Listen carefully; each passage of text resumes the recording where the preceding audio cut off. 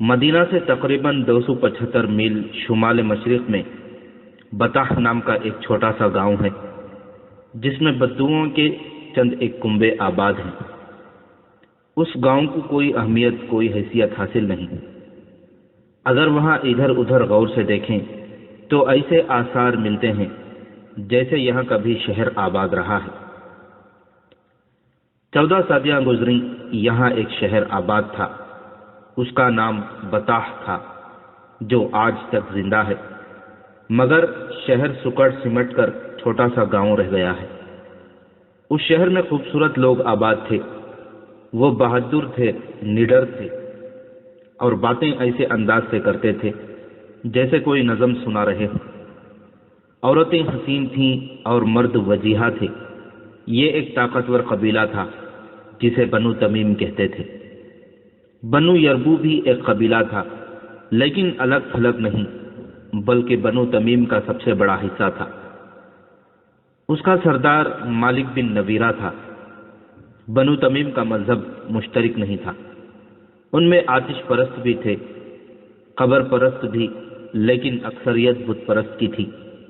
بعض عیسائی ہو گئے تھے۔ یہ لوگ سخاوت، مہمان نوازی اور شجاعت میں مشہور تھے۔ رسول اکرم صلی اللہ علیہ وسلم نے ہر طرف قبول اسلام کے پیغام جن قبیلوں کو بھیجے تھے ان میں بنو تمیم خاص طور پر شامل تھے۔ اسلام کے فروغ اور استحکام کے لیے بنو تمیم جیسے طاقتور اور با اثر قبیلے کو ساتھ ملانا ضروری تھا۔ یہ ایک الگ کہانی ہے کہ اس قبیلے نے اسلام کس طرح قبول کیا تھا۔ مختصر یہ ہے کہ بنو تمیم کی غالب اکثریت نے اسلام قبول کر لیا۔ مالک بن نویرہ منفرد شخصیت اور حیثیت کا حامل تھا۔ وہ آسانی سے اپنے عقیدے بدلنے والا آدمی نہیں تھا، لیکن اس نے دیکھا کہ بنو تمیم کے بیشتر قبائل مسلمان ہو گئے ہیں، تو اس نے اپنی مقبولیت اور اپنی سرداری کو قائم رکھنے کے لیے اسلام قبول کر لیا۔ چونکہ یہی شخص زیادہ بار وب اور اثر و رسوخ والا تھا، اس لیے رسول کریم صلی اللہ علیہ وسلم نے اسے بطح کا امیر مقرر کر دیا۔ زکوٰۃ، عشر، دیگر محصول اور واجبات وصول کر کے مدینہ بھیجوانا اس کی ذمہ داری تھی۔ مشہور مورخ بلازری اور محمد حسین ہیکل لکھتے ہیں کہ مالک بن نویرہ بڑا وجیحہ اور خوبصورت آدمی تھا۔ اس کے قد کاٹ میں عجیب سی کشش تھی، اس کے سر کے بال لمبے اور خوبصورت تھے، شہ سوار ایسا کہ کوئی اس کے مقابلے میں ٹھہر نہیں سکتا تھا۔ اچھا خاصا شاعر تھا، آواز میں مٹھاس اور ترنم تھا، اور اس میں سب سے بڑی خوبی یہ تھی کہ ہنسمکھ تھا، غم کے مارے ہوئوں کو ہنسا دیتا تھا۔ اس میں خرابی یہ تھی کہ اس میں غرور اور تکبر بہت تھا۔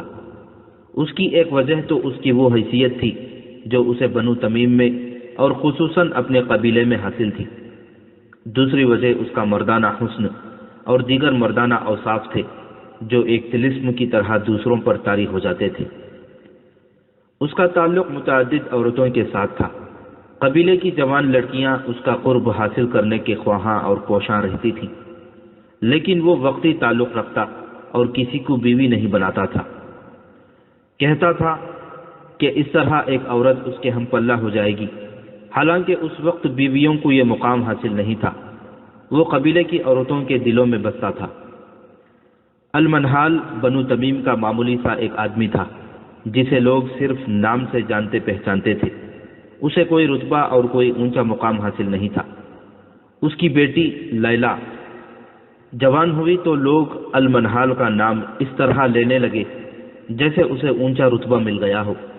جوانی کی دہلیز پر اس کی بیٹی لیلا کا حسن نکھر آیا تو قبیلے کے جوان آدمی اسے رک رک کر دیکھنے لگے اور اسے قریب سے دیکھنے کے لیے اس کے راستے میں کھڑے دکھائی دینے لگے۔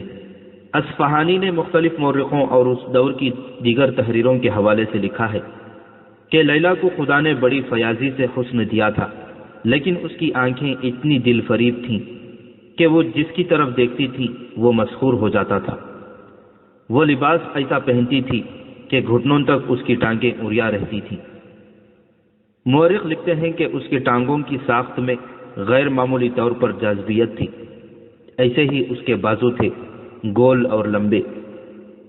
وہ اپنے بالوں کو کھلا رکھتی تھی، بالوں کا رنگ اور ان کی چمک ایسی کہ ان میں طلسماتی تاثر تھا۔ اسے اگر کوئی توجہ سے نہیں دیکھتا تھا تو وہ مالک بن نویرہ تھا۔ کئی بار ایسے ہوا کہ وہ مالک کے قریب گزری، نہ مالک نے اس کی طرف دیکھا نہ لیلا نے مالک کی طرف دیکھا۔ ایک روز لیلا اپنی اونٹنی کو پانی پلا رہی تھی۔ راستے میں اسے ایک عورت مل گئی۔ لیلا اسے جانتی تھی، وہ مالک بن نویرہ کی خاص ملازمہ تھی۔ اس نے لیلا کو روک لیا۔ لیلا، ملازمہ نے اسے کہا، تو اس سے زیادہ غرور کر سکتی ہے؟ قبیلے میں کون ہے جو تیرے پاؤں کے ناخنوں کو چومنے کے لیے تیار نہ ہو؟ کیا تیرے آقا نے تجھے کوئی شعر یاد کرا کے نہیں بھیجا؟ لیلا نے مسکرا کر کہا، مالک بن نویرہ شاعر ہے نا، کیا میں جھوٹ کہہ رہی ہوں کہ تجھے تیرے آقا نے میرے لیے کوئی پیغام دے کر بھیجا ہے؟ میں مردوں کی آنکھوں میں ان کے دلوں کے پیغام پڑھ لیا کرتی ہوں۔ خدا کی قسم، ادھیڑ عمر ملازمہ نے کہا، تو اسی عمر میں دانائی کی باتیں کرنے لگی ہے؟ اگر تو نے میری آنکھوں میں میرے آقا کا پیغام پڑھ لیا ہے تو تیرا کیا جواب ہوگا؟ وہ تو تیرے لیے بے قرار ہے۔ اس بستی میں مجھے کوئی ایسا آدمی دکھا جو میرے لیے بے قرار نہیں۔ لیلا نے باوقار لہجے میں کہا، لیکن میرے آقا کی بات کچھ اور ہے۔ ملازمہ نے کہا، صرف اتنی سی بات اور ہے کہ وہ دوسرے آدمیوں کی طرح میری طرف دیکھتا نہیں۔ لیلا نے کہا، اور میں جانتی ہوں کہ وہ میری طرف کیوں نہیں دیکھتا۔ وہ چاہتا ہے کہ میں اس کی طرف دیکھوں۔ وہ سردار ہے نا، اپنے آپ کو بہت خوبصورت سمجھتا ہے۔ اسے کہنا لیلا تمہاری طرف کبھی نہیں دیکھے گی۔ کیا وہ اس جواب سے مایوس نہیں ہوگا؟ ملازمہ نے کہا، اور کیا تو خوش نصیب نہیں کہ مالک بن نویرہ جیسا مرد تجھے چاہتا ہے؟ وہ تیرے قدموں میں سونے کے ٹکڑے رکھ دے گا۔ اسے کہو میرے قدموں میں سر رکھے۔ لیلا نے کہا، کیا تو جانتی نہیں کہ اس نے اتنی دلیری سے مجھے یہ پیغام کیوں بھیجا ہے؟ کیونکہ وہ سردار ہے۔ میرا باپ اس کے مقابلے میں کچھ بھی نہیں۔ اس نے میری توہین کی ہے، تو کیا تو کسی اور کو چاہتی ہے؟ ملازمہ نے پوچھا۔ لیلا نے قہقہا لگایا اور جواب میں کچھ بھی نہ کہا۔ پھر میں اسے کیا کہوں؟ ملازمہ نے پوچھا۔ میں نے جو کہنا تھا کہہ دیا ہے، لیلا نے کہا، اور اسے کہنا کہ میں صرف ایک رات جلنے والی شمع نہیں ہوں۔ میں اس کے پاس جاؤں گی جو مجھے عمر بھر کی روشنی سمجھے گا۔ جب مالک بن نویرہ کو یہ جواب ملا تو اس کے تکبر اور غرور کا بت ٹوٹ گیا۔ آقا، ملازمہ نے کہا، لیلا کیا ہے؟ قبیلے کی ایک لڑکی ہے، شہزادی نہیں۔ اس کی شادی کا فیصلہ اس کا باپ کرے گا۔ اس کے باپ کو کہیں مجھے جسم نہیں لیلا کا دل چاہیے، مالک بن نویرہ نے کہا۔ اور ایک روز مالک لیلا سے محبت کی بھیک مانگ رہا تھا۔ میں نے تمہیں دھتکارا نہیں تھا، لیلا نے اسے کہا، میں نے یہ بتایا تھا کہ میں وہ نہیں ہوں جو تم سمجھے تھے۔ لیلا نے مالک بن نویرہ کا تکبر اور غرور اپنے پاؤں تلے مسل ڈالا اور ان کی شادی ہو گئی۔ بنو تمیم نے لیلا کو ام تمیم کا خطاب دے دیا۔ رسول کریم صلی اللہ علیہ وسلم کے وصال کی خبر ملتے ہی مالک بن نویرہ نے مدینے والوں سے نظریں پھیر لیں اور ظاہر کر دیا کہ اس نے اسلام قبول کیا تھا، ایمان نہیں۔ اس نے زکوٰۃ اور محصولات وصول کر کے اپنے گھر میں رکھے ہوئے تھے۔ چند دنوں تک اس نے یہ مال مدینہ کو بھیجنا تھا۔ اس نے قبیلے کے لوگوں کو اکٹھا کر کے انہیں زکوٰۃ اور محصولات واپس کر دیے۔ اب تم آزاد ہو، مالک نے کہا۔ میں نے مدینہ کی زنجیر توڑ ڈالی ہے، اب جو کچھ تم کماؤ گے وہ سب تمہارا ہوگا۔ لوگوں نے داد و تحسین کے نعرے بلند کیے۔ مالک بہت خوش تھا کہ مدینہ سے تعلق توڑ کر وہ اپنے قبیلے کا پھر خود مختار سردار بن گیا ہے، مگر اس کی خوشی زیادہ دیر تک قائم نہ رہ سکی۔ 2-3 قبیلوں کے سرکردہ آدمیوں نے مالک سے کہا کہ اس نے مدینہ سے تعلق توڑ کر اچھا نہیں کیا۔ مالک نے انہیں مدینہ کے خلاف کرنے کی بہت کوشش کی، لیکن اس کی زبان کا جادو نہ چل سکا۔ زکوٰۃ اور محصولات کی ادائیگی کے مسئلے پر بنو تمیم 3 حصوں میں بٹ گئے۔ ایک وہ تھے جو زکوٰۃ وغیرہ کی ادائیگی کرنا چاہتے تھے، دوسرے وہ جو مدینہ والوں کے ساتھ کوئی تعلق نہیں رکھنا چاہتے تھے، اور تیسرے وہ تھے جن کے لیے فیصلہ کرنا مشکل ہو گیا تھا کہ کیا کریں۔ ان سب کے اختلافات اتنے بڑھ گئے کہ قبیلوں کی آپس میں خون ریز لڑائیاں شروع ہو گئیں۔ اتنے میں سجاح اپنا لشکر لے کر آ گئی۔ سجاح کا ذکر پہلے آ چکا ہے۔ اس نے نبوت کا دعویٰ کیا تھا۔ الحارث کی بیٹی سجاح اپنے لشکر کے ساتھ مالک بن نویرہ کے قبیلے بنو یربو کے علاقے میں جا خیمہ زن ہوئی۔ اس نے مالک بن نویرہ کو بلا کر کہا کہ وہ مدینہ پر حملہ کرنا چاہتی ہے۔ اگر تم اپنے قبیلے کو میرے لشکر میں شامل کر دو تو ہم مسلمانوں کو ہمیشہ کے لیے ختم کر سکتے ہیں۔ سجاح نے کہا، تمہیں معلوم ہوگا کہ میں بنو یربو میں سے ہوں۔ خدا کی قسم، مالک بن نویرہ نے کہا، میں تمہارا دست راست بن جاؤں گا، لیکن ایک شرط ہے جو دراصل ہماری ضرورت ہے۔ تم دیکھ رہی ہو کہ بنو تمیم کے قبیلوں میں دشمنی پیدا ہو چکی ہے۔ ان سب کو مصالحت کی دعوت دے کر انہیں مدینہ پر حملے کے لیے تیار کریں۔ اگر یہ مصالحت پر آمادہ نہ ہوئے تو انہیں ہم تباہ و برباد کر دیں گے۔ اگر تم نے انہیں ختم نہ کیا تو یہ سب مل کر تمہارے خلاف ہو جائیں گے۔ ان میں مدینہ کے وفادار بھی ہیں، انہوں نے سچے دل سے اسلام قبول کر لیا ہے۔ مالک بن نویرہ کی خواہش یہ تھی کہ سجاح کے لشکر کو ساتھ ملا کر بنو تمیم کے مسلمانوں کو اور اپنے دیگر مخالفین کو ختم کیا جائے۔ مورخ لکھتے ہیں کہ سجاح مالک بن نویرہ کے مردانہ حسن اور جلال سے متاثر ہو گئی تھی۔ اس نے مالک کی بات فوراً مان لی۔ دونوں نے تمام قبیلوں کے سرداروں کو مصالحت کے پیغام بھیجے۔ پیغام میں یہ بھی شامل تھا کہ مدینہ پر حملہ کیا جائے گا۔ صرف ایک قبیلے کا سردار وقی بن مالک تھا جس نے ان سے مصالحت قبول کر لی، باقی تمام قبیلوں نے انکار کر دیا۔ اس کے نتیجے میں سجاح، مالک اور وقی کے متحدہ لشکر نے دوسرے قبیلوں پر حملہ کر دیا۔ بڑی خونریز لڑائیاں لڑی جانے لگیں۔ بنو تمیم جو سخاوت، مہمان نوازی اور زبان کی چاشنی کے لیے مشہور تھے، ایک دوسرے کے لیے وحشی اور درندے بن گئے۔ بستیاں اجڑ گئیں، خون بہہ گیا، لاشیں بکھر گئیں۔ لیلا کو اپنے دروازے پر عورتوں کی آہ بکا سنائی دی۔ کچھ عورتیں بین کر رہی تھیں، کیا میں بیوہ ہو گئی ہوں؟ لیلا ننگے پاؤں باہر کو دوڑی۔ وہ کہہ رہی تھی، مالک بن نویرہ کی لاش لائے ہیں؟ اس نے دروازہ کھولا تو باہر 10-12 عورتیں کھڑی بین کر رہی تھیں۔ لیلا کو دیکھ کر ان کی آہوزاری اور زیادہ بلند ہو گئی۔ 3 عورتوں نے اپنے بازوؤں پر ننھے بچوں کی لاشیں اٹھا رکھی تھیں۔ لاشوں پر جو کپڑے تھے وہ خون سے لال تھے۔ لیلا، کیا تو عورت ہے؟ ایک عورت نے اپنے بچے کی خون آلود لاش لیلا کے آگے کرتے ہوئے چلائی، تو عورت ہوتی تو اپنے خاوند کا ہاتھ روکتی کہ بچوں کا خون نہ کر۔ یہ دیکھ، ایک اور عورت نے اپنے بچے کی لاش لیلا کے آگے کرتے ہوئے کہا، یہ بھی دیکھ۔ ایک اور بچے کی لاش لیلا کے آگے آ گئی، یہ دیکھ میرے بچے۔ ایک عورت نے اپنے 2 بچے لیلا کے سامنے کھڑے کر کے کہا، یہ یتیم ہو گئے ہیں۔ لیلا کو چکر آنے لگا۔ عورتوں نے اسے گھیر لیا اور چیخنے چلانے لگی، تو ڈائن ہے، تیرا خاوند جلاد ہے۔ سجاح کو نبوت کس نے دی؟ سجاح تیرے خاوند کی داشتہ ہے، سجاح تیری سوکن ہے۔ تیرے گھر میں ہمارے گھروں کا لوٹا ہوا مال آ رہا ہے۔ مالک بن نویرہ تجھے ہمارے بچوں کا خون پلا رہا ہے۔ ہمارے تمام بچوں کو کاٹ کر پھینک دے، ہم سجاح کی نبوت نہیں مانیں گے۔ ہمارے نبی محمد صلی اللہ علیہ وسلم ہیں، محمد اللہ کے رسول ہیں۔ بستی کے لوگ اکٹھے ہو گئے، ان میں عورتیں زیادہ تھیں۔ لیلا نے اپنا حسین چہرہ اپنے ہاتھوں میں چھپا لیا، اس کا جسم ڈولنے لگا۔ 2 عورتوں نے اسے تھام لیا، اس نے اپنے سر کو زور زور سے جھٹکا اور وہ سنبھل گئی۔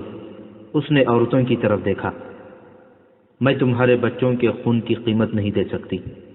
لیلا نے کہا، میرا بچہ لے جاؤ اور اسے کاٹ کر ٹکڑے ٹکڑے کر دو۔ ہم چڑیلے نہیں، ایک شور اٹھا، ہم ڈائنے نہیں۔ لڑائی بند کراؤ، لوٹ مار اور قتل و غارت بند کراؤ۔ تمہارا خاوند وکی بن مالک اور سجاح کے ساتھ مل کر لوٹ مار کر رہا ہے، لڑائی بند ہو جائے گی۔ لیلا نے کہا، بچوں کی لاشیں اندر لے آؤ۔ مائیں اپنے بچوں کی لاشیں اندر لے گئیں۔ لیلا نے تینوں لاشیں اس پلنگ پر رکھ دیں جس پر وہ اور مالک بن نویرہ سویا کرتے تھے۔ مالک بن نویرہ لیلا کا پجاری تھا، اس پر لیلا کا حسن جادو کی طرح سوار تھا۔ اس زمانے میں سردار لڑائیوں میں اپنی بیویوں کو ساتھ رکھتے تھے، لیکن یہ لڑائی اس قسم کی تھی کہ مالک لیلا کو اپنے ساتھ نہیں رکھ سکتا تھا۔ لیلا سے وہ زیادہ دیر تک دور بھی نہیں رہ سکتا تھا۔ اگر کہیں قریب ہوتا تو رات کو لیلا کے پاس آ جایا کرتا تھا۔ وہ اس رات آ گیا۔ لیلا کو دیکھ کر اس پر بڑی تیز شراب جیسا نشہ طاری ہو گیا۔ کیا اس پلنگ پر کوئی سویا ہوا ہے؟ مالک بن نویرہ نے پوچھا۔ نہیں، لیلا نے کہا، تمہارے لیے ایک تحفہ ڈھانپ کر رکھا ہوا ہے۔ 3 پھول ہیں لیکن مرجھا گئے ہیں۔ مالک نے لپک کر چادر ہٹائی اور یوں پیچھے ہٹ آیا جیسے پلنگ پر سانپ کنڈلی مارے بیٹھا ہو۔ اس نے لیلا کی طرف دیکھا۔ خون پینے والے درندے کے لیے اس سے اچھا تحفہ اور کوئی نہیں ہو سکتا، لیلا نے کہا، اور اسے سنایا کہ ان کی مائیں کس طرح آئی تھیں اور کیا کچھ کہہ گئی ہیں۔ اس نے اپنا دودھ پیتا بچہ مالک کے آگے کر کے کہا، جا لے جا اسے اور اس کا بھی خون پی لے۔ لیلا نے کہا، کیا تو وہ مالک بن نویرہ ہے جسے لوگ ہسمکھ کہتے ہیں؟ کیا یہ ہے تیری سخاوت اور شجاعت کہ تو ایک عورت کے جال میں آ کر لوٹ مار کرتا پھر رہا ہے؟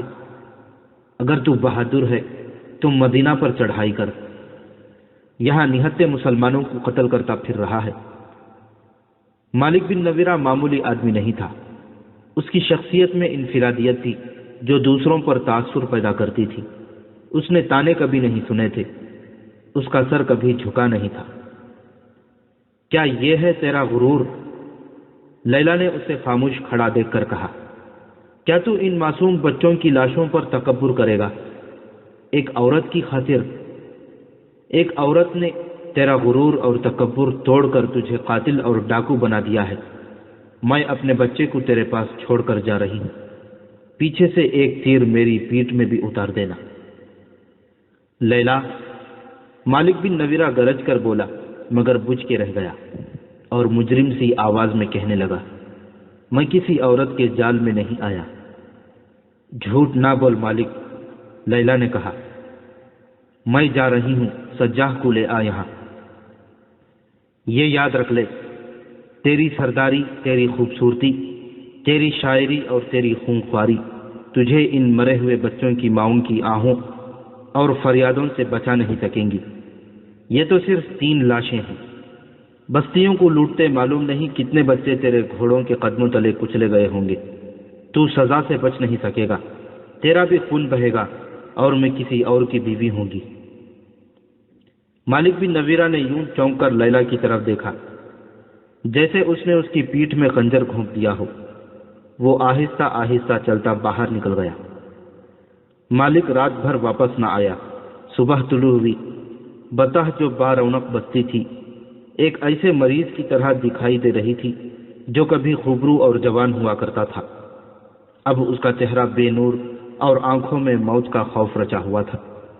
بطح کی عورتوں کے چہروں پر مرونی چھائی ہوئی تھی۔ یہ اس مار دھاڑ کا نتیجہ تھا جو بنو تمیم میں ہو رہی تھی۔ سورج کی پہلی کرنیں آئیں تو بطح کی گلیوں میں ڈری ڈری سی داخل ہوئی۔ اس وقت سورج کچھ اور اوپر اٹھ آیا تھا جب بطح میں ہڑبونگ مچ گئی۔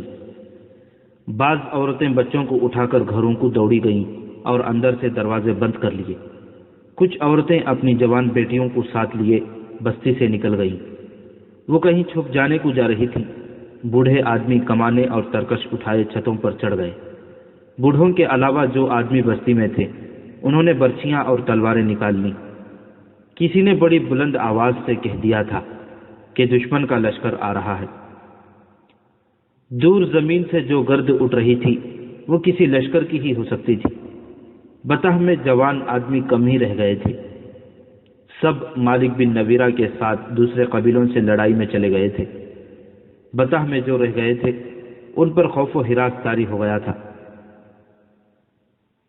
لیلا کے گھر میں پلنگ پر 3 بچوں کی لاشیں پڑی تھیں اور وہ اپنے بچے کو سینے سے لگائے اپنے قلعے نما مکان کی چھت پر کھڑی تھی۔ وہ بار بار اپنے بچے کو دیکھتی اور اسے چومتی تھی۔ وہ شاید سوچ رہی تھی کہ بچوں کے خون کا انتقام اس کے بچے سے لیا جائے گا۔ زمین سے اٹھتی ہوئی گرد بہت قریب آ گئی تھی اور اس میں گھوڑے اور اونٹ ذرا ذرا دکھائی دینے لگے تھے۔ ہوشیار بنو یربو، خبردار! بطح میں کسی کی آواز سنائی دی، جانے لڑا دو، ڈرنا نہیں۔ لشکر گرد سے نکل آیا اور قریب آ گیا۔ بستی کے کئی ایک آدمی گھوڑوں پر سوار، ہاتھوں میں برچھیاں اور تلواریں لیے آگے چلے گئے۔ ان کا انجام ظاہر تھا، لیکن انہیں اپنی طرف آتے دیکھ کر لشکر کی ترتیب میں کوئی فرق نہ آیا۔ آگے جا کر وہ لشکر کا حصہ بن گئے۔ اپنے ہیں، انہوں نے نعرے لگائے، اپنے ہیں، مالک بن نویرہ ہے، لڑائی ختم ہو گئی ہے۔ بطح میں سے بھی نعرے گرجنے لگے۔ لوگوں نے آگے بڑھ کر اپنے لشکر کا استقبال کیا۔ مالک بن نویرہ کہیں بھی نہ رکا۔ وہ سیدھا اپنے گھر کے دروازے پر آیا اور گھوڑے سے کود کر اندر چلا گیا۔ اسے لیلا صحن میں کھڑی ملی۔ اس کے دلکش چہرے پر اداسی تھی اور اس کی وہ آنکھیں بجھی بجھی سی تھیں جن پر قبیلے کے جوان جانیں قربان کرنے کو تیار رہتے تھے۔ میں نے تیرا حکم مانا ہے لیلا، مالک نے دوڑ کر لیلا کو اپنے بازوؤں میں سمیٹتے ہوئے کہا۔ لڑائی ختم کر دی ہے، ہم ایک دوسرے کے قیدی واپس کر دیں گے۔ میں نے سجاہ سے تعلق توڑ لیا ہے، اس پھول سے چہرے سے اداسی دھو ڈالو۔ لیلا کا جسم بے جان سا تھا، اس میں وہ تپش پیدا نہ ہوئی جو مالک کو دیکھ کر پیدا ہوا کرتی تھی۔ مالک نے اسے بہلانے کی بہت کوشش کی، لیکن لیلا کا چہرہ بجھا ہی رہا۔ میرے دل پر ایک خوف بیٹھ گیا ہے، لیلا نے کہا۔ کیسا خوف؟ مالک نے پوچھا۔ کس کا خوف؟ سزا کا، انتقام کا۔ سجاہ اکیلی رہ گئی۔ وکی بن مالک نے بھی اس کا ساتھ چھوڑ دیا تھا۔ مالک بن نویرہ نے وکی سے کہا تھا کہ وہ ایک عورت کے جھانسے میں آ کر اپنے ہی قبیلوں پر ٹوٹ پڑے تھے۔ سجاہ اپنے لشکر کو ساتھ لیے نباج کی طرف چلی گئی۔ پہلے سنایا جا چکا ہے کہ وہ یمامہ پر حملہ کرنے گئی تھی، لیکن مسلمہ کے جال میں آ گئی اور مسلمہ نے اسے اپنی بیوی بنا لیا۔ مالک بن نویرہ کے گناہوں کی سزا شروع ہو چکی تھی۔ وکی بن مالک جو اس کا دست راست تھا اس کا ساتھ چھوڑ گیا اور مسلمانوں سے جا ملا۔ مالک بن نویرہ نے اسے روکا تھا، اگر ہم دونوں الگ ہو گئے تو مسلمان ہمیں کچل کر رکھ دیں گے۔ مالک نے وکی سے کہا تھا، ہم دونوں مل کر ان کا مقابلہ کر سکتے ہیں۔ ہمیں زندہ رہنا ہے مالک، وکی نے کہا تھا۔ مدینہ کی فوج کا مقابلہ کس نے کیا ہے؟ غطفان ہار گئے، تئی ہار گئے، بنو سلیم، بنو اسد، حوازن، کوئی بھی مسلمانوں کے آگے ٹھہر نہ سکا۔ پھر سب اکٹھے ہوئے اور ام زمل سلمہ کو بھی ساتھ ملا لیا۔ کیا تم نہیں جانتے مالک، الولید کے بیٹے خالد نے انہیں کس طرح بھگا دیا ہے؟ سلمہ قتل کر دی گئی ہے۔ مسلمان ہمیں مسلمانوں کا خون معاف نہیں کریں گے۔ تمام قبیلوں کو شکست دینے والا خالد واپس مدینہ نہیں چلا گیا، وہ بزاخہ میں ہے۔ دوسری طرف مسلمانوں کا مانا ہوا سپہ سالار اسامہ ہے۔ ان دونوں میں سے کوئی بھی کسی بھی وقت ادھر کا رخ کر سکتا ہے۔ ان سے خون معاف کرانے کا طریقہ ایک ہی ہے کہ میں ان کی اطاعت قبول کر کے انہیں اپنے قبیلے کی زکوٰۃ اور محصول ادا کرتا رہوں۔ مالک بن نویرہ کوئی فیصلہ نہ کر سکا۔ خالد بن ولید رضی اللہ تعالیٰ عنہ تک اطلاع پہنچ چکی تھی کہ مالک بن نویرہ کو رسول اللہ صلی اللہ علیہ وسلم نے امیر مقرر کیا تھا، مگر اس نے زکوٰۃ وغیرہ وصول کر کے مدینہ نہ بھیجی اور لوگوں کو واپس کر دی ہے۔ جاسوسوں نے خالد رضی اللہ تعالیٰ عنہ کو مالک بن نویرہ کا ایک شعر بھی سنایا۔ اس میں اس نے رسول اکرم صلی اللہ علیہ وسلم کے وصال کے بعد اپنے قبیلے سے کہا تھا کہ اپنے مال کو اپنے پاس رکھو اور مت ڈرو کہ نہ جانے کیا ہو جائے۔ اگر اسلامی حکومت کی طرف سے ہم پر کوئی مصیبت آئے گی تو ہم کہیں گے کہ ہم نے محمد صلی اللہ علیہ وسلم کے دین کو قبول کیا تھا، ابو بکر کے دین کو نہیں۔ مالک بن نویرہ نے سجاح کے ساتھ مل کر مسلمانوں کا جو قتل عام کیا تھا اس کی بھی اطلاع خالد رضی اللہ تعالیٰ عنہ کو مل گئی تھی۔ حضرت خالد نے اپنے دستوں کو بطح کی طرف تیز کوچ کا حکم دیا۔ ان کے دستوں میں انصار مدینہ بھی تھے۔ انہوں نے بطح کی طرف پیش قدمی کی مخالفت کی۔ خدا کی قسم، حضرت خالد نے کہا، میں اپنی سپاہ میں پہلے آدمی دیکھ رہا ہوں جو اپنے امیر اور سالار کی حکم عدولی کر رہے ہیں۔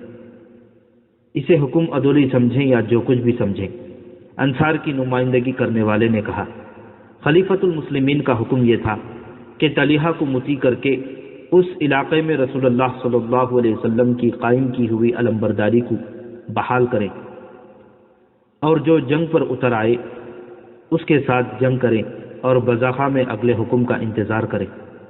ہم جانتے ہیں کہ مدینہ سے ایسا کوئی حکم نہیں آیا کہ ہم بطح پر حملے کے لیے جائیں۔ کیا تم میں سے کوئی ہے جسے یہ معلوم نہ ہو کہ میں تمہارا امیر اور سپہ سالار ہوں؟ خالد بن ولید رضی اللہ تعالیٰ عنہ نے پوچھا اور سب کی طرف دیکھنے لگے۔ انہیں کوئی جواب نہ ملا تو انہوں نے کہا، میں نہیں جانتا کہ خلیفۃ المسلمین کے ساتھ تم کیا معاہدہ کر کے آئے ہو۔ میں یہ جانتا ہوں کہ خلیفہ نے مجھے حکم دیا تھا کہ جہاں بھی اسلام سے انحراف کی خبر ملے اور جہاں بھی مدینہ کے ساتھ کیے ہوئے معاہدوں کی خلاف ورزی نظر آئے وہاں تک جاؤ اور اسلام کا تحفظ کرو۔ میں سپہ سالار ہوں اپنی ذمہ داریاں پوری کرنے کے لیے۔ اگر مجھے کوئی ایسی کارروائی کرنی پڑے گی جو خلیفہ کے احکام میں شامل نہیں ہوگی تو میں وہ کارروائی ضرور کروں گا۔ خلافت کے احکام میرے پاس آتے ہیں، تمہارے پاس نہیں۔ ہم نے کوئی قاصد آتا نہیں دیکھا، انصار میں سے کسی نے کہا۔ میں اس کا جواب دینا ضروری نہیں سمجھتا، حضرت خالد نے جھنجھلا کر کہا، اور میں کسی ایسے آدمی کو اپنی سپاہ میں نہیں دیکھنا چاہتا جس کے دل میں ذرا سا بھی شک و شبہ ہو۔ مجھے اللہ کی خوشنودی چاہیے۔ اگر تمہیں اپنی ذات کی خوشنودی چاہیے تو جاؤ اپنے آپ کو خوش کرو۔ میرے لیے مہاجرین کافی ہیں، اور میرے ساتھ جو نو مسلم ہیں میں انہیں بھی کافی سمجھتا ہوں۔ مشہور مورخ طبری نے لکھا ہے کہ حضرت ابوبکر صدیق رضی اللہ تعالیٰ عنہ نے اپنے احکام میں یہ شامل کیا تھا کہ بنی اسد کے سردار طلیحہ کی سرکوبی کے بعد خالد رضی اللہ تعالیٰ عنہ کے دستے بطح تک جائیں گے، جہاں کے امیر مالک بن نویرہ نے زکوٰۃ اور محصولات کی ادائیگی نہیں کی اور وہ اسلام سے منحرف ہو کر اسلام کا دشمن بن گیا ہے۔ طبری اور دیگر مورخوں نے بھی لکھا ہے کہ انصار بذاخہ میں رہ گئے اور خالد رضی اللہ تعالیٰ عنہ اپنے مجاہدین کو ان کے بغیر بطح لے گئے۔ جب یہ لشکر بذاخہ سے چلا تو انصار نے باہم صلح مشورہ کیا۔ وہ محسوس کرنے لگے تھے کہ اتنی دور سے اکٹھے آئے تھے، اکٹھے لڑائیاں لڑی، اور اب ہم میں پھوٹ پڑ گئی ہے۔ ہمیں پیچھے نہیں رہنا چاہیے تھا، اور اس لیے بھی ہمیں پیچھے نہیں رہنا چاہیے تھا۔ انصار میں سے ایک نے کہا کہ مہاجرین اور نو مسلموں نے فتح حاصل کر لی تو اس میں ہمارا نام نہیں ہوگا، ہمیں مدینہ جا کر شرمساری ہوگی۔ اور اس لیے بھی ایک اور نے کہا کہ خالد بن ولید رضی اللہ تعالیٰ عنہ کو کہیں شکست ہوئی تو مدینہ میں لوگ ہم پر لعنت بھیجیں گے کہ ہم نے مدینہ سے اتنی دور محاذ پر جا کر خالد کو اور اپنے ساتھیوں کو دھوکہ دیا ہے، ہم ملعون کہلائیں گے۔ خالد رضی اللہ تعالیٰ عنہ کے دستے بذاخہ سے دور نکل گئے۔ ایک تیز رفتار گھوڑ سوار پیچھے سے آ ملا اور خالد رضی اللہ تعالیٰ عنہ کے پاس جا گھوڑا روکا۔ کیا تم انصار میں سے نہیں ہو جو پیچھے رہ گئے تھے؟ خالد رضی اللہ تعالیٰ عنہ نے پوچھا۔ ہاں امیر لشکر، سوار نے کہا، میں انہی میں سے ہوں۔ انہوں نے بھیجا ہے کہ میں آپ سے کہوں کہ ان کا انتظار کریں، وہ آ رہے ہیں۔ حضرت خالد نے اپنے دستوں کو روک لیا۔ کچھ دیر بعد تمام انصار آ گئے اور دستے بطح کی طرف روانہ ہو گئے۔ لیلا، بطح میں مالک بن نویرہ اپنی بیوی سے کہہ رہا تھا، تو نے مجھے محبت دی ہے، تیرے حسن نے اور تیری نشیلی آنکھوں نے میرے شہروں میں نئی روح ڈالی ہے۔ اب مجھے حوصلہ دو لیلا، میرے دل میں خوف نے آشیانہ بنا لیا ہے۔ میں نے تجھے پہلے دن کہا تھا، غرور اور تکبر چھوڑ دے مالک، لیلا نے کہا، لیکن تم اتنی دور نکل گئے کہ انسانوں کو چونٹیاں سمجھ کر مسل ڈالا۔ مت یاد دلا مجھے میرے گناہ لیلا، مالک بن نویرہ نے کہا، گناہوں نے میری بہادری کو ڈس لیا ہے۔ آج کیا بات ہو گئی کہ تم پر اتنا خوف طاری ہو گیا ہے؟ بات پوچھتی ہو لیلا، مالک بن نویرہ نے کہا، یہ موت کی بات ہے۔ میرا دل گواہی دے رہا ہے کہ تیرا میرا ساتھ ختم ہو رہا ہے۔ میں نے اپنے جاسوس بڑی دور دور تک بھیج رکھے ہیں۔ آج ایک جاسوس آیا ہے، اس نے بتایا ہے کہ مسلمانوں کا لشکر بڑی تیزی سے ادھر آ رہا ہے۔ اگر لشکر کی رفتار یہی رہی تو پرسوں شام تک یہاں پہنچ جائے گا۔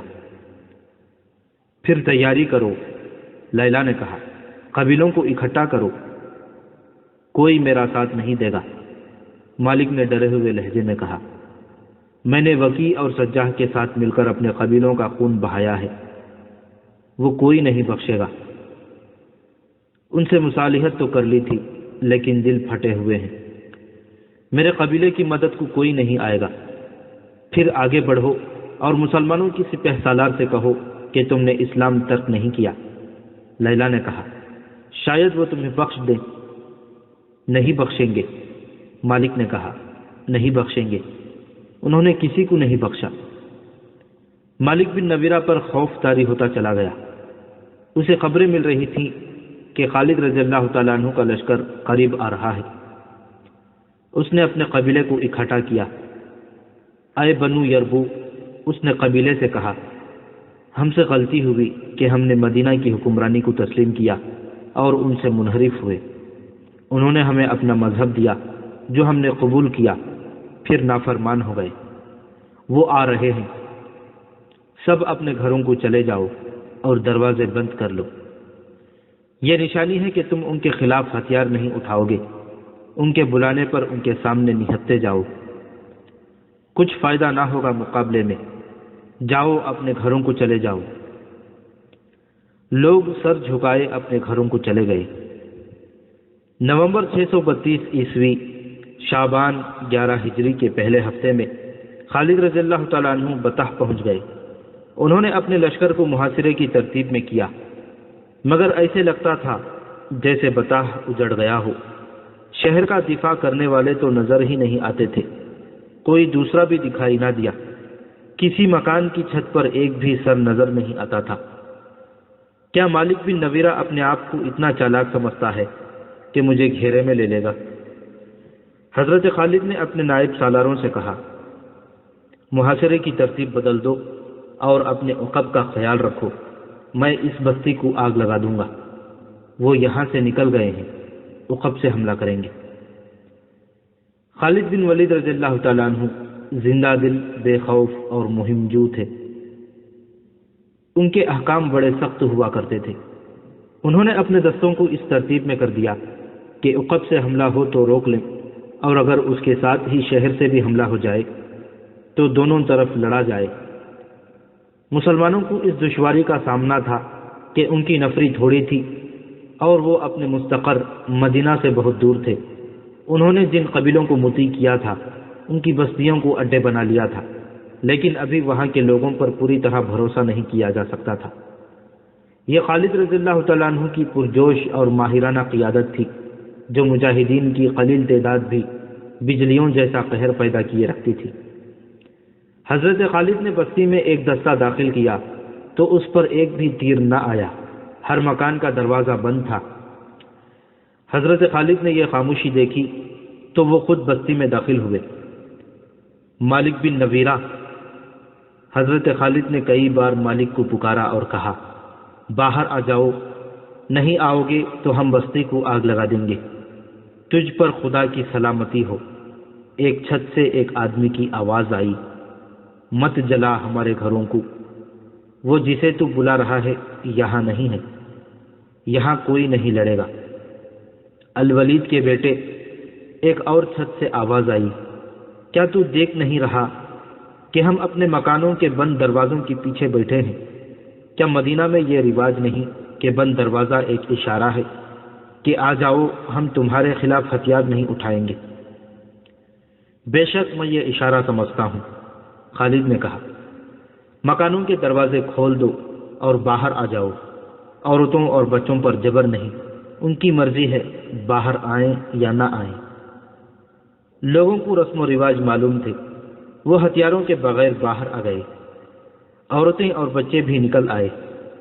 حضرت خالد نے اپنے دستوں کو حکم دیا کہ ہر گھر کے اندر جا کر دیکھیں، کوئی آدمی اندر نہ رہے۔ حضرت خالد نے خاص طور پر حکم دیا کہ کسی گھر میں کسی چیز کو ہاتھ نہ لگایا جائے، نہ کسی پر ہلکا سا بھی تشدد کیا جائے۔ مالک بن نویرہ کے قلعہ نما مکان میں حضرت خالد خود گئے۔ وہاں سامان پڑا تھا، ایسا لگتا تھا جیسے یہاں کے رہنے والے کچھ ہی دیر پہلے یہاں سے نکلے ہوں۔ بستی سے حضرت خالد کو اتنا ہی پتا چلا کہ مالک بن نویرہ اپنے قبیلے کو یہ کہہ کر کہ وہ مسلمانوں کے خلاف ہتھیار نہ اٹھائیں، لیلا کو ساتھ لے کر بستی سے نکل گیا تھا۔ جنہوں نے اسے جاتے دیکھا تھا انہوں نے سمت بتائی جدھر وہ گیا تھا۔ مالک گھوڑے پر اور لیلا اونٹ پر سوار تھی۔ حضرت خالد نے ارد گرد کی بستیوں کو اپنے آدمی بھیج دیے اور کچھ آدمی اس سمت روانہ کیے جدھر بتلایا گیا تھا کہ مالک گیا ہے۔ وہ صحرا تھا، اونٹ اور گھوڑے کی قدموں کے نشان بڑے صاف تھے۔ یہ حضرت خالد کے آدمیوں کو ایک بستی میں لے گئے۔ یہ بنو تمیم کی ایک بستی تھی۔ اے بنو تمیم، حضرت خالد کے آدمیوں میں سے ایک نے بلند آواز سے کہا، مالک بن نویرہ کو اور بطح کا کوئی اور آدمی ہو جو یہاں چھپا ہوا ہو، اسے ہمارے حوالے کر دیں۔ اگر وہ ہماری تلاش پر ملے تو اس بستی کو آگ لگا دی جائے گی۔ ذرا سی دیر بعد مالک بن نویرہ لیلا کے ساتھ باہر آیا اور اپنے آپ کو حضرت خالد کے آدمیوں کے حوالے کر دیا۔ بنو یربو کے چند اور سرکردہ آدمی بھی جو یہاں آ کر چھپ گئے تھے باہر آ گئے۔ ان سب کو مالک بن نویرہ کے ساتھ بطح لے آئے۔ لیلا بھی ساتھ تھی۔ مالک بن نویرہ، حضرت خالد نے مالک کو اپنے سامنے بلا کر پوچھا، کیا یہ غلط نہیں کہ تم نے زکوٰۃ اور محصول مدینہ کو بھیجنے کے بجائے لوگوں کو واپس کر دیے تھے؟ میں اپنے قبیلے کو یہ کہہ کر نکلا تھا کہ مسلمانوں کا مقابلہ نہ کرنا۔ مالک بن نویرہ نے جواب دیا، میں نے انہیں یہ بھی کہا تھا کہ مسلمان ہو جاؤ اور زکوٰۃ ادا کرو، اور تم خود اس لیے روپوش ہو گئے تھے کہ تم اسلام سے منحرف ہو گئے تھے۔ حضرت خالد نے کہا، اور تم منحرف ہی رہنا چاہتے ہو؟ تم نے اپنے شہروں میں لوگوں سے کہا تھا کہ وہ زکوٰۃ اور محصول ادا نہ کریں، اور تم نے انہیں کہا تھا کہ اسلامی حکومت کے احکام کی تم خلاف ورزی کرو گے، جو تم نے کی ہے۔ ہاں ولید کے بیٹے، مالک نے کہا، میں نے خلاف ورزی کی، لیکن میں اپنے قبیلے سے کہہ رہا ہوں کہ وہ اب خلاف ورزی نہ کریں۔ اور تم نے سجاہ کی جھوٹی نبوت کو تسلیم کیا۔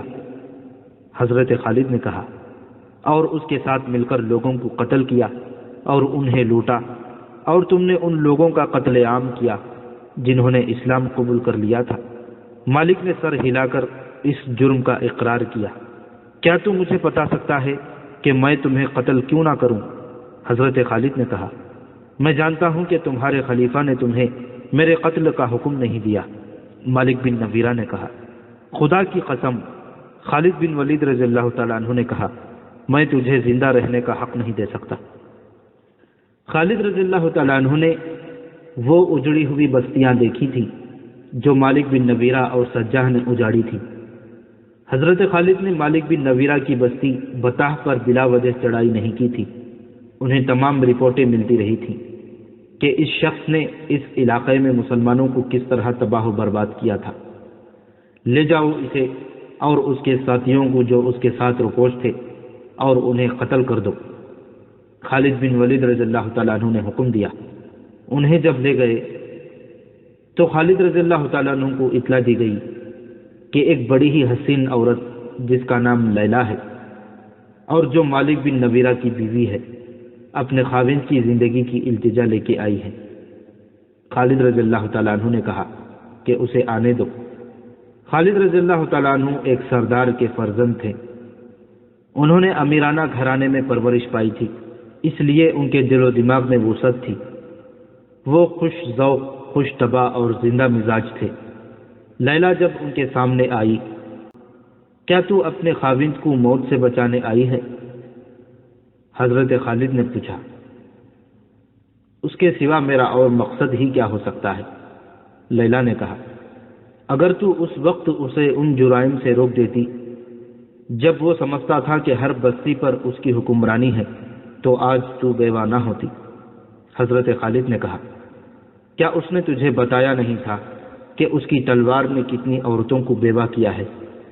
اسے معلوم نہیں تھا کہ اس کی زندگی میں ایک دن انصاف کا بھی آئے گا؟ میں اس کا ہاتھ نہیں روک سکی۔ لیلا نے کہا، اور تو میرا ہاتھ بھی نہیں روک سکتی۔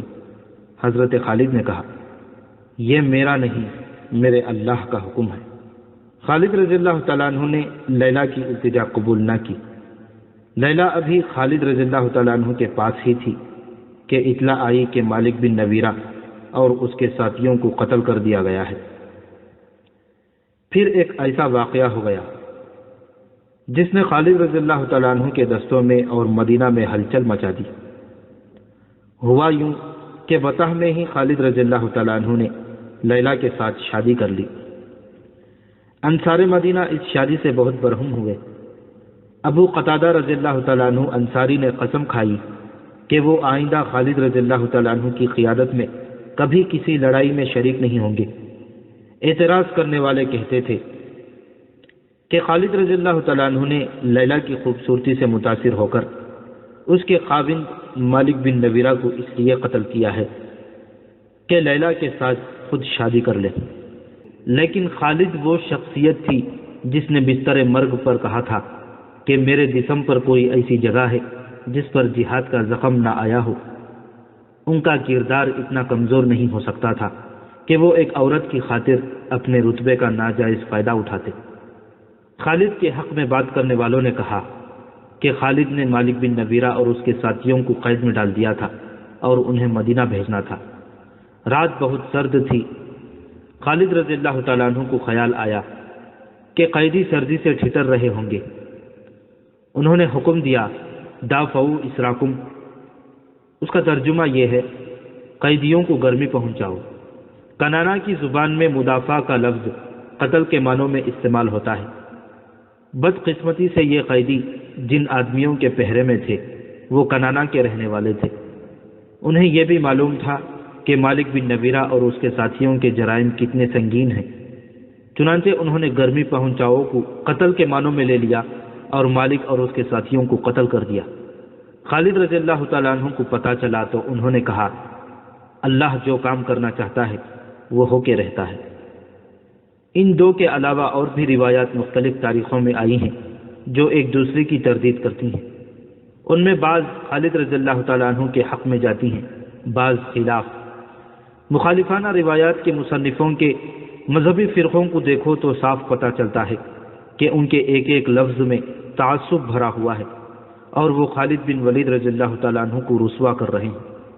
تاریخ میں متضاد کہانیاں ملتی ہیں، لیکن کسی بھی مورخ نے یہ نہیں لکھا کہ اس شادی پر لیلا کا رد عمل کیا تھا۔ کیا لیلا نے خالد رضی اللہ تعالیٰ عنہ کو مجبور ہو کر قبول کیا تھا، یا وہ خوش تھی کہ ایک عظیم سپہ سالار کی بیوی بن گئی ہے جس کی فتوحات کے چرچے سرزمین عرب کے گوشے گوشے تک پہنچ گئے ہیں؟ اس وقت کے جنگی رواج کے مطابق لیلا مال غنیمت تھی۔ خالد رضی اللہ تعالیٰ عنہ اسے لونڈی بنا کر اپنے پاس رکھ سکتے تھے۔ تاریخ میں ایک اشارہ ایسا ملتا ہے جو خالد کے حق میں جاتا ہے، وہ یوں کہ خالد رضی اللہ تعالیٰ عنہ نے اسے کسی کی یا اپنی لونڈی بننے سے بچا لیا تھا۔ وہ اتنی حسین تھی کہ شہزادی لگتی تھی۔ خالد رضی اللہ تعالیٰ عنہ جانتے تھے کہ لونڈیوں کی زندگی کیا ہوتی ہے۔ خالد رضی اللہ تعالیٰ عنہ یہ بھی دیکھ لیا تھا کہ لیلا جتنی خوبصورت ہے اتنی ہی ذہین اور دانا ہے۔ انہوں نے اس عورت کی صلاحیتوں کو تباہی سے بچا لیا تھا۔ یہ خبر مدینہ بھی پہنچ گئی کہ خالد رضی اللہ تعالیٰ عنہ نے مالک بن نویرہ کو قتل کر کے اس کی بیوی کے ساتھ شادی کر لی ہے۔ خبر پہنچی بھی سیدھی خلیفۃ المسلمین ابو بکر رضی اللہ تعالیٰ عنہ کے پاس، اور خبر پہنچانے والے ابو قتادہ انصاری رضی اللہ تعالیٰ عنہ تھے جو اس شادی پر ناراض ہو کر مدینہ چلے گئے تھے۔ حضرت ابو بکر صدیق رضی اللہ تعالیٰ عنہ نے اس خبر کو زیادہ اہمیت نہ دی۔ انہوں نے کہا، خالد رضی اللہ تعالیٰ عنہ کو رسول کریم صلی اللہ علیہ وسلم نے سیف اللہ کا خطاب دیا تھا، ان کے خلاف وہ کوئی کارروائی نہیں کریں گے۔ خالد رضی اللہ تعالیٰ عنہ نے کسی زندہ آدمی کی بیوی کو ورغلا کر اپنی بیوی نہیں بنایا۔ ابو قتادہ انصاری رضی اللہ تعالیٰ عنہ خلیفہ ابو بکر صدیق رضی اللہ تعالیٰ عنہ کے جواب سے مطمئن نہ ہوئے۔ وہ عمر رضی اللہ تعالیٰ عنہ کے پاس چلے گئے اور انہیں ایسے انداز سے لیلا کی خالد رضی اللہ تعالیٰ عنہ کے ساتھ شادی کی خبر سنائی۔ عمر رضی اللہ تعالیٰ عنہ غصے میں آ گئے اور ابو قتادہ کو لے کر ابو بکر رضی اللہ تعالیٰ عنہ کے پاس گئے۔ خلیفۃ المسلمین عمر رضی اللہ تعالیٰ عنہ نے ابو بکر رضی اللہ تعالیٰ عنہ سے کہا، خالد کا جرم معمولی نہیں، وہ کیسے ثابت کر سکتا ہے کہ بنو یربو کے سردار مالک بن نویرہ کا قتل جائز تھا؟ مگر تم چاہتے کیا ہو عمر؟ ابو بکر رضی اللہ تعالیٰ عنہ نے پوچھا۔ خالد کی معزولی۔ عمر رضی اللہ تعالیٰ عنہ نے کہا، صرف معزولی نہیں، خالد کو گرفتار کر کے یہاں لایا جائے اور اسے سزا دی جائے۔ عمر۔ ابو بکر رضی اللہ تعالیٰ عنہ نے کہا، میں اتنا مان لیتا ہوں کہ خالد سے غلطی ہوئی ہے، لیکن یہ غلطی اتنی سنگین نہیں کہ اسے معزول بھی کیا جائے اور سزا بھی دی جائے۔ حضرت عمر حضرت ابو بکر کے پیچھے پڑے رہے۔ دراصل حضرت عمر انتہا درجے کے انصاف پسند اور ڈسپلن کی پابندی میں بہت سخت تھے۔ وہ نہیں چاہتے تھے کہ سالاروں میں کوئی غلط حرکت رواج پا جائے۔ نہیں عمر، حضرت ابو بکر نے کہا، میں اس شمشیر کو نیام میں نہیں ڈال سکتا جسے اللہ نے کافروں پر مسلط کیا ہو۔ حضرت عمر مطمئن نہ ہوئے۔ حضرت ابو بکر حضرت عمر کو بھی ناراض نہیں کرنا چاہتے تھے۔ انہوں نے خالد رضی اللہ تعالیٰ عنہ کو مدینہ بلوایا۔ خالد رضی اللہ تعالیٰ عنہ بڑی مسافت طے کر کے بہت دنوں بعد مدینہ پہنچے اور سب سے پہلے مسجد نبوی صلی اللہ علیہ وسلم میں گئے۔ انہوں نے اپنے امامے میں ایک تیر اڑت رکھا تھا۔ حضرت عمر مسجد میں موجود تھے۔ خالد رضی اللہ تعالیٰ عنہ کو دیکھ کر حضرت عمر طیش میں آ گئے۔ وہ اٹھے، خالد رضی اللہ تعالیٰ عنہ کے امامے سے تیر کھینچ کر نکالا اور اسے توڑ کر پھینک دیا۔ تم نے ایک مسلمان کو قتل کیا ہے، حضرت عمر نے غصے سے کہا، اور اس کی بیوی کو اپنی بیوی بنا لیا ہے، تم سنسار کر دینے کے قابل ہو۔ حضرت خالد رضی اللہ تعالیٰ عنہ ڈسپلن کے پابند تھے، وہ چپ رہے۔ انہوں نے عمر رضی اللہ تعالیٰ عنہ کے غصے کو قبول کر لیا۔ وہ خاموشی سے مسجد سے نکل آئے اور خلیفۃ المسلمین ابو بکر رضی اللہ تعالیٰ عنہ کے ہاں چلے گئے۔ انہیں حضرت ابو بکر نے ہی جواب طلبی کے لیے بلایا تھا۔ حضرت ابو بکر کے کہنے پر حضرت خالد نے مالک بن نویرہ کے تمام جرائم سنائے اور ثابت کیا کہ وہ مسلمان نہیں بلکہ مسلمانوں کا دشمن تھا۔ حضرت ابو بکر حضرت خالد سے بہت خفا ہوئے اور انہیں تنبیہ کی کہ آئندہ وہ ایسی کوئی حرکت نہ کریں جو دوسرے سالاروں میں غلط رواج کا باعث بنے۔ حضرت ابو بکر نے کہا، تبری اور ہیکل کے مطابق فیصلہ سنایا کہ مفتوحہ قبیلے کی کسی عورت کے ساتھ شادی کر لینا اور عدت کا عرصہ پورا نہ کرنا عربوں کے رواج کے عین مطابق ہے۔ اس عورت کو آخر لونڈی بننا تھا۔ یہ اس کے آقا کی مرضی ہے کہ اسے لونڈی بنائے رکھے یا اسے نکاح میں لے لے۔ حضرت ابو بکر نے اپنے فیصلے میں کہا کہ اس وقت مسلمان ہر طرف سے خطروں میں گھرے ہوئے ہیں، قبیلے باغی ہوتے جا رہے ہیں، اپنے پاس نفری بہت تھوڑی ہے۔ ان حالات میں اگر کوئی سالار دشمن کے کسی سردار کو غلطی سے قتل کر دیتا ہے تو یہ سنگین جرم نہیں۔ حضرت عمر کو خلیفۃ المسلمین ابو بکر صدیق رضی اللہ تعالیٰ عنہ نے یہ کہہ کر ٹھنڈا کیا کہ اسلام کا ایک بڑا دشمن مسلمہ بن حنیفہ، جس نے نبوت کا دعویٰ کر رکھا ہے، جنگی طاقت بن گیا ہے۔ اس کے پاس کم و بیش 40,000 نفری کا لشکر ہے، اور اکرمہ رضی اللہ تعالیٰ عنہ بن ابو جہل اس سے شکست کھا چکے ہیں۔ اب سب کی نظریں خالد بن ولید رضی اللہ تعالیٰ عنہ کی طرف اٹھ رہی ہیں۔ اگر مسلمہ کو شکست نہ دی گئی تو اسلام مدینہ میں ہی رہ جائے گا۔ اس کامیابی کے لیے صرف خالد موزوں ہیں۔ حضرت عمر خاموش رہے، انہیں بھی ان خطروں کا احساس تھا۔